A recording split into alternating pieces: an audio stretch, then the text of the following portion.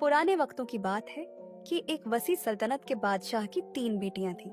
तीनों बेटियां चांद के जैसे चमकते चेहरों वाली, कलियों की मानंद नाजुक और दिल की अथाह गहराइयों से बाप से मोहब्बत करने वाली थीं। एक दिन बादशाह ने सोचा कि वो अपनी तीनों बेटियों को आजमाएगा ताकि मालूम कर सके कि तीनों में से कौन उससे सबसे ज्यादा मोहब्बत करती है।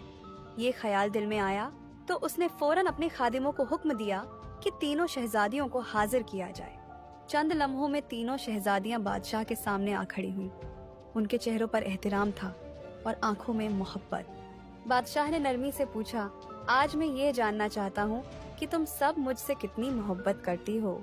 सबसे बड़ी शहजादी ने एक लम्हे को आंखें बंद की, मुस्कुराई और नाज से बोली, अब्बा हुजूर, मैं आपसे वैसा ही प्यार करती हूँ जैसे मैं खालिस सोने से करती हूँ।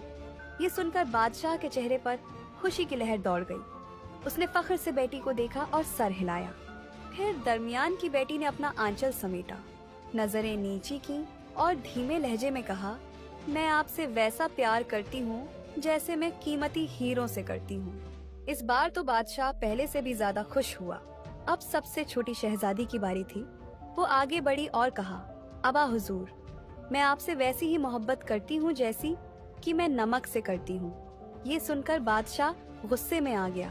तुम ऐसा कैसे बोल सकती हो? यानी तुम्हारी नजरों में मेरी अहमियत एक आम सी चीज नमक के बराबर है? बादशाह इतने गुस्से में था और शर्मिंदा भी था कि उसने अपनी बेटी को महल से निकालकर सिपाहियों के हाथ घने जंगल में भिजवा दिया। उदास और ठुकराई हुई शहजादी जंगल में तन्हा चलने लगी। हर तरफ ऊंचे दरख्त, झाड़ियां और अनजान साए थे। उसके दिल में डर और कदम लर्जे हुए थे। जंगल की खामोशी में कभी पत्तों की सरसराहट थी तो कभी दूर कहीं किसी जानवर की धाड़ सुनाई देती थी। खौफ ने उसे घेर लिया था। वो एक पुराने दरख्त के पास पहुंची जिसके तने में एक गहरा खला था। वो उसी खला में छुप कर बैठ गई। ठंडी मिट्टी, नम पत्तों की खुशबू और दरख्त की ओट में उसने पनाह ली। अचानक दरख्त के करीब एक घोड़ा आकर रुका। घोड़े पर से एक खूबरू नौजवान मर्द नीचे उतरा। उसकी आंखों में हैरत और चेहरे पर नरमी का अक्स था। उसने शहजादी को दरख्त के तने में छुपे हुए देख लिया था। वो शहजादी के करीब गया और बोला, मैं एक दौलतमंद ताजिर हूँ और पड़ोस की सल्तनत में रहता हूँ। तुम इस घने जंगल में आखिर अकेली क्या कर रही हो? शहजादी ने लरजती आवाज में अपना हाल सुनाया। सारा दुख, सारी तन्हाई और वो प्यार जो उसके दिल में था मगर जिसे उसका बाप समझ न सका। ताजिर ने उसे